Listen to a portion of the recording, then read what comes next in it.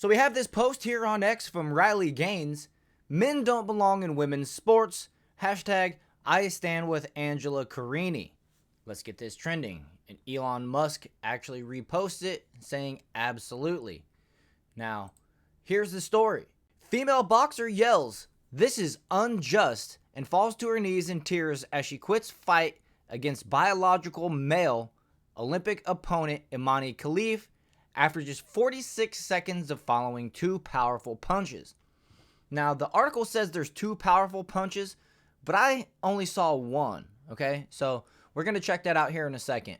A boxer deemed a biological male today won against an Italian woman in one of the most controversial Olympic bouts ever. The fight between Italy's Angela Carini and her Algerian opponent Imani Khalif took just 46 seconds, with the Italian throwing her helmet to the floor as the clash was abandoned, yelling, "This is unjust," and I wholeheartedly agree. So the 26-year-old refused the handshake and fell to the canvas sobbing, having received just two punches from Khalif, who had been banned from major boxing contests before the Olympics, but the Olympics let her in. I mean, what a disgrace. And I use the term her very lightly, right?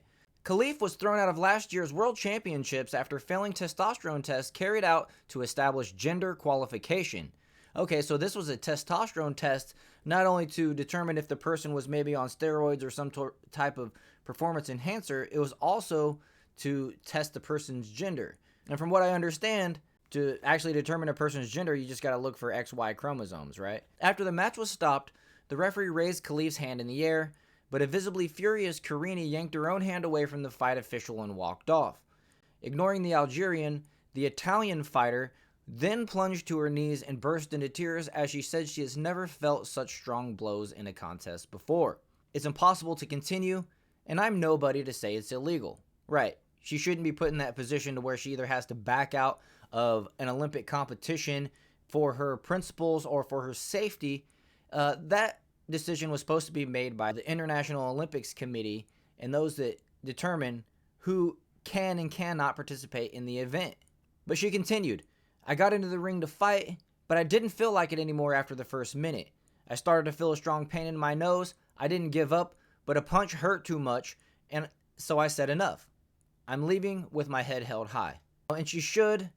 It's unfortunate that she was put in this position, but it breaks my heart to see an athlete who works, their entire life essentially, maybe their entire adult life. They work daily. To make it to the Olympics, it is your job basically to work and train. And this person was forced to step aside because she didn't feel like her opponent was on par with her. Let's actually take a look at that video. Hopefully the Olympics doesn't take it down like they did my live stream last Saturday. Speaking of which, we will be going live again this Saturday, so be on the lookout for that. But let's check out this video. This is fair use. We're going to watch the video with the volume down. And here we go. It's over. That's it. And it says that she was punched twice. They only showed this one. But here, let's look at another video. And one final thing before we get back to the article. South Park was right. South Park predicted this. Just like The Simpsons predicts things, South Park predicted something. They predict things as well, it seems like.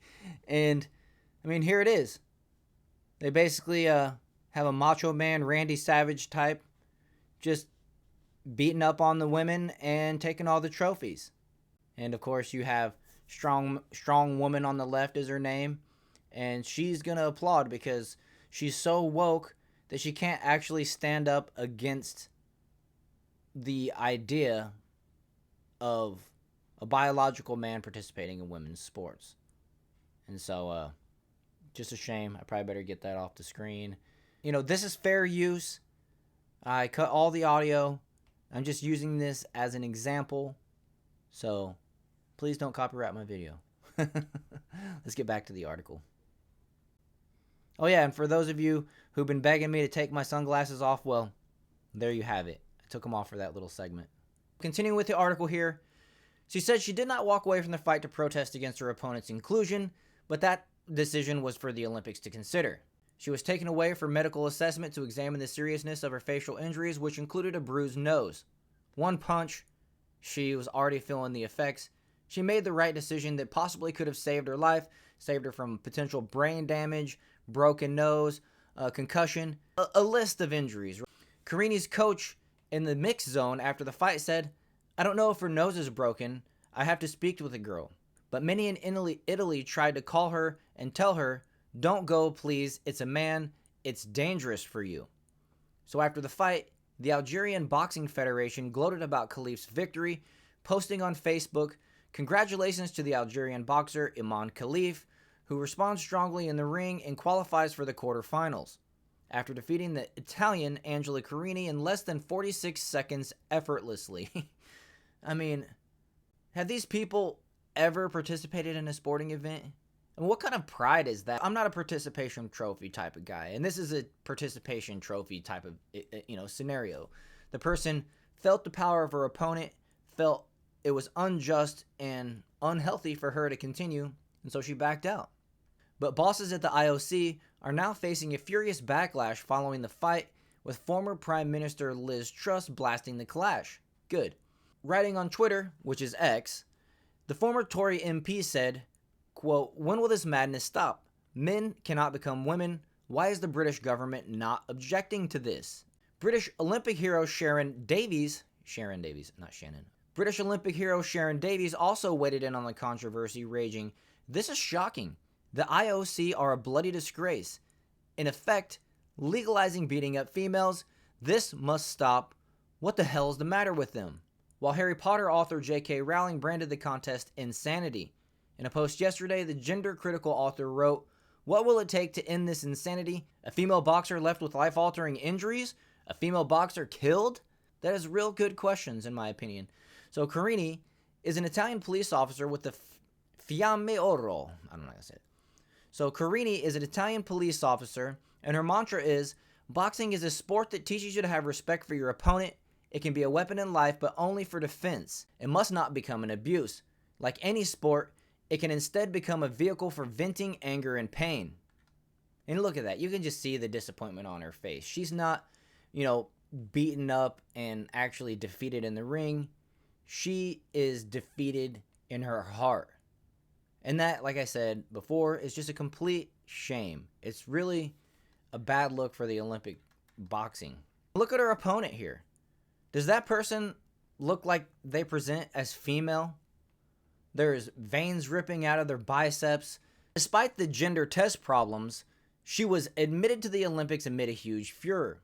Olympics officials at Paris 2024 have accepted her as a female and state so in her Olympic Games biography. If they state that there's a man in the women's boxing category, that's just going to be blatant obvious.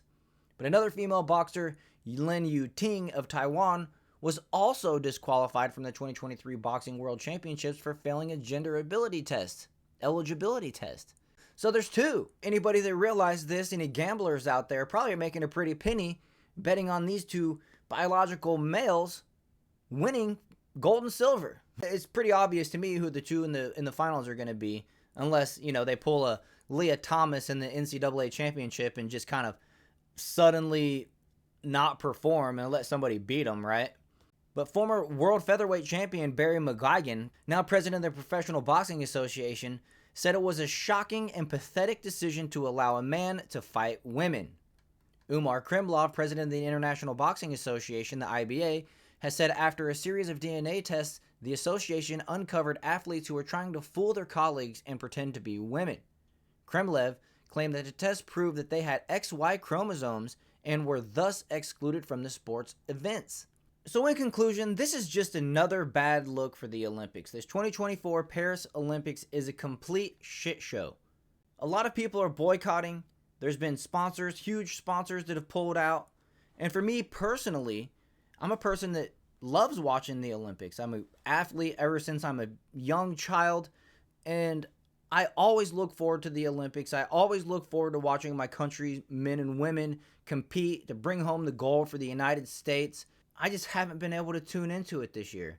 After the opening ceremonies, it's just something I can't really get behind. It's always there in the back of my mind anytime I try to watch. And so I just quit trying to watch it. And it sucks because there's a lot of innocent athletes that had nothing to do with that opening ceremony, that has nothing to do with what the International Olympic Committee, the IOC, those decisions that they make. But the reality is, it's tainted. That old saying that I used to refer to, that speck of poop in the ice cream, well, there's multiple specks now. There's flakes all over it, and the whole bowl of ice cream is now ruined. And that's just what I see when I tune in. If you guys are boycotting the Olympics, let me know in the comments. I'm very curious if you guys are actually still watching or not. And if you are, let me know why. Maybe you can talk me into tuning back in, because like I said, it's a part of me is really tormented here because I want to watch it. I really seriously do. Like I said, I love watching and rooting my countrymen and women on. Even if it's women's race walking in the rain, I'll sit there and watch that for hours, or at least have it on the TV. And I just haven't been motivated to even have it on in the background. And I miss it. But my principles just haven't allowed me to actually tune in, and give it a good watch, or just give it the ratings for having it on the TV. If you guys enjoyed this video, make sure you hit that like button and subscribe to the channel, and I'll see you guys in the next one.